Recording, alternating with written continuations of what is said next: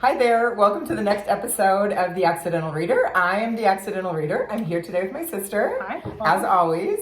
And we are going to talk about one of my next authors in my reading journey. I can't wait.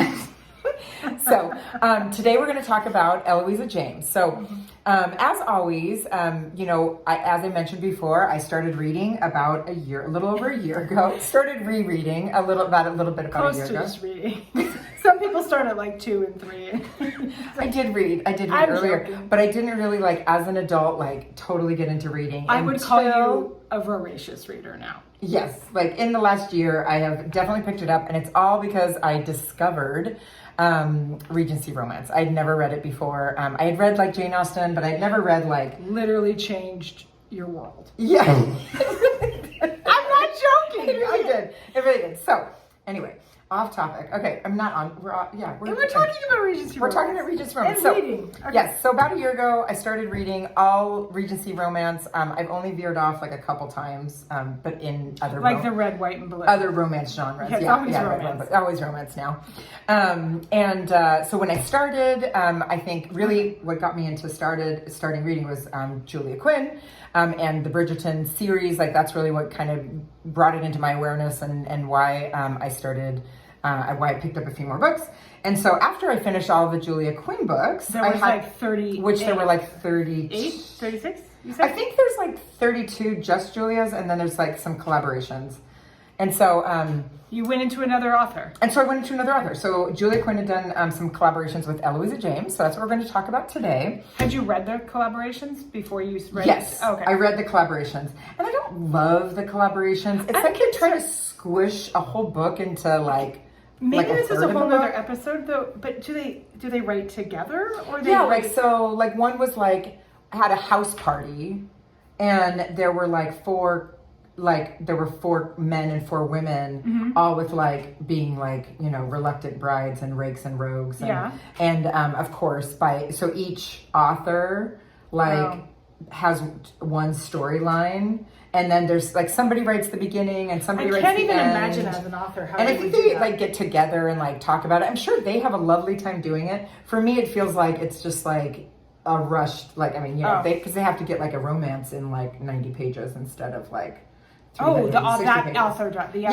Each author has their opportunity. So we're talking about just the Eloisa James. Yeah, so that's how I was introduced to Eloisa James because she did a collaboration with Julia Quinn. And you're I'm on board. And I'm doing it. And like I mentioned in our previous episode, how I read, my guide to the Quinniverse. Is your guide to Regency romance the same? It is. So when I picked up Eloisa James, I decided I'm going to start at the beginning. So if you didn't see the last episode, she reads in publication. I like to read in publication order. Yes, thank you. Yeah. I like to read in publication order because often characters get introduced and they show up even if throughout. They're not connected, even if it's just you know what I mean? Yeah, even when they're not the series. Yeah. You still do publication order. Yeah, I'd like to do publication order because especially Eloisa James does an awesome job of having characters mingle throughout all of her series, which I just love. You love. I totally love because I love seeing the characters grow and whatnot. So and it makes me feel familiar. So just for a reference, how many books does Eloisa James have? She has a lot. I haven't actually finished all of hers yet. No, I'm excited. It's my one bright spot that I still have some Eloisa James to read.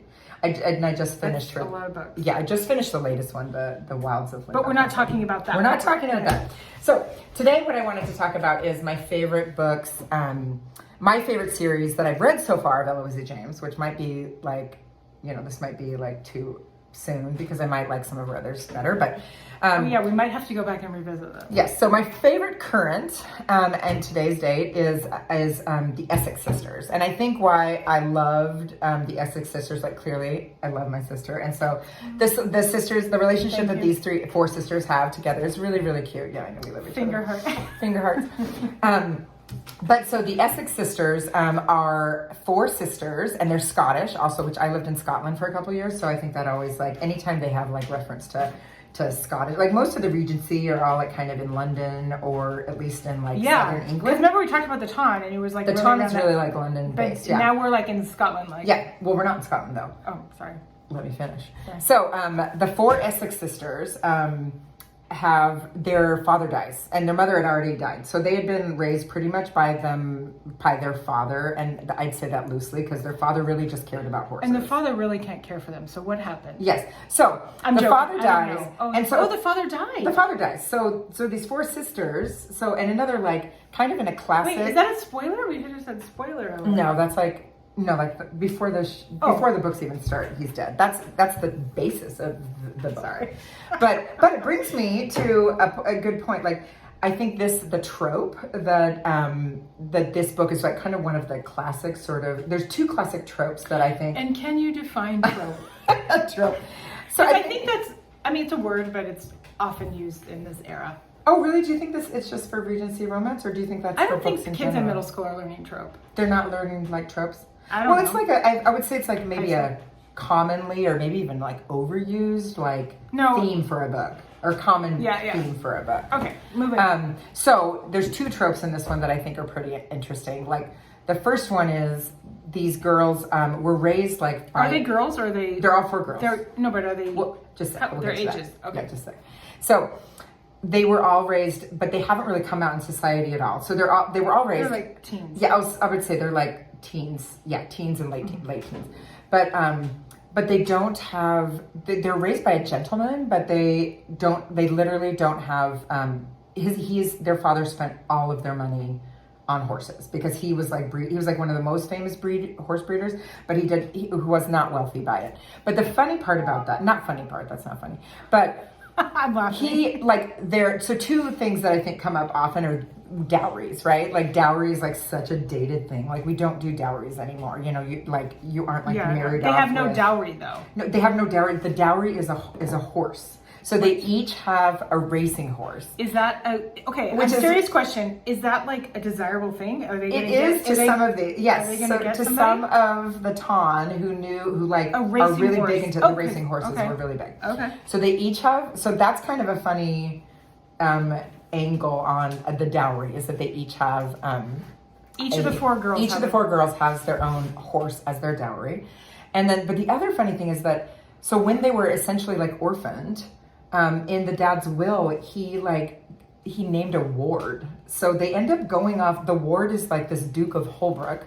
How did he even know a Duke? Yeah, because the Duke bought his horses. The Duke was really big into horse racing. So for whatever reason, at one point, this dad basically gives his 4 daughters to an unmarried and they're like, Duke. I can't wait to go with the Duke. Do they even complain? Yes. Well, no, and the hilarious part is that they actually show up and he has outfitted the nursery with like 4 of everything. So they have like 4. Nursery? Just a minute. No one told him the ages of the girls. He thinks he's getting like a 3-year-old. Yes, so when they arrive, they each have their own rocking horse. They each have their own like canopy So there's bed. some comedy. Yes, there's some comedy. It's cute. It's cute. Anyway, and that's funny because also the Duke of Holbrook is like. Is he single, by the way? Oh yeah, he's single. He's an unmarried man, and this man just wrote in his will that my 4 and the Duke girls of Holbrook go to was the like, Duke I of Holbrook. can't wait. No, he was like, it's my duty, my honor. He was, he was like, great. He said when he said yes, I think their dad was older, was about the same age as he was probably. Anyway, I don't know. Whatever. But anyway, it's funny. Like, I mean, that's not normal in normal times. You don't give your kids. I guess they just didn't have other family? They had no other family, so he gave them, he named the Duke the ward. So they go live with the Duke. Yes, so they go live with the Duke, who, at least for the first 2 books, has a terrible alcohol problem. It's throughout the books. Yes, okay, yes. Okay. And then anyway, but I love it because they're all Scottish and they haven't really been raised in like high society, and so they're not really ready to be out in society. But so the Duke of Holbrook enlists. He's got a couple of friends that are also big into horses, so they come out to the country house, and then I sense there's going to be some mating happening. Yes, and then one of his friends has a sister, so they enlist her to help with like bringing the girls out. Like so, essentially, the sister, the friend. Anyway, it's a really great little series. It's a great little series. Tell me again the name of the series. The name of the sisters is Essex Sisters. Okay. And so the sisters, the oldest is Tess, the second is Annabelle, the third is Imogene, And we're not sure if we're saying that right. Is yeah, it Imogen? Is there an E on the end? No, is it Imogen? I think it's Imogen. Imogen. I'm not sure. And then Josie is the younger, and so Josie's actually the one that's still really like very much a child when she comes to live with them. Did she like the rocking horse? She didn't like the rocking horse, but the best is they all end up marrying like someone. One of them even ends up marrying. Spoiler alert! One of them ends up marrying the Duke. I think we could all the Duke, and it wasn't even the oldest one. Not even the oldest one. It's after he gets soberly, so that's something. Oh, he gets sober. He does get sober, yes. That's good. So hopefully. But and his good friends, the Earl of Maine and his sister Griselda, are the ones that help. So I really like that. And so in Eloisa James, there's actually lots of crossover from her first. I think it's the Pleasure series, and then the Pleasure series. I thought that was a little weird, but that was like the name of her series. We can go into that another time. Yeah, another time. Perhaps. And we're not even. Are we going to talk about the covers? I know. Oh yeah, we should talk about the covers. So, but maybe. Yeah, well, no. In the Essex Sisters, the covers were really interesting because the first two, I was like, oh yeah, this, it was kind of like a countryside scene, and it showed the picture of the sister, but then all of a sudden the third book is like all like naked man, and then the fourth one is like the half naked woman. Like that's right, half naked woman. She's got like an interesting outfit on. Her gown is like half off. But it's half off. Yeah, but the funny part, and the man's fully clothed. No, which I also think is he had a. It's kind of typical that I feel like a lot of the scenes, like often, like the woman is like she's undressed when like the man is still like. Oh, really? In the book? Yeah. She's like, here I am. Well, like because he's doing all the work, and the girl just like I don't know, it's just. He's doing all the work. What do you mean? I mean, not all the work, but he's like the more like because he's the more knowledgeable. But is he taking off her clothes, you mean? Yeah, so because he's the more knowledgeable, so he knows what to do next, and he's like, let me do this for you. Anyway, so I really do like. I really enjoyed reading Eloisa James. Like I said, I started in publication order. I read all the way through most of the fairy tale, and that's when I actually stopped reading her for a little bit because the fairy tale series got a little bit like I don't know. I just moved on to one of the other authors. Well, I think you've told me that the fairy tale stuff isn't it just not just with her. Totally my thing. Yeah, not totally my thing. And but now I'm back into. I just actually started rereading, not rereading, but started reading more of Eloisa James. I just finished the Castles of Lindo series, and then she's got a few more that I'll definitely read. And you mentioned there was crossover though. Yeah. So yes, throughout all of her books, she has lots of crossover, which I really enjoy. And I will say, the last the last of the fairy tale series I just read because I realized there was one that I never quite finished that series, and I don't like to not finish the series. So I read that last one, and the first chapter. She's actually at one of the Smythe Smith weddings, and I like when I realized that one of Julia Quinn's crossover to her to Julia Quinn's book even, and I squealed. I was so excited because I hadn't read those. I hadn't read any of those characters in a long time, and I loved seeing them. It was like Christmas in July. It was. It was at a Smythe Smith wedding. So anyway, I would love to hear.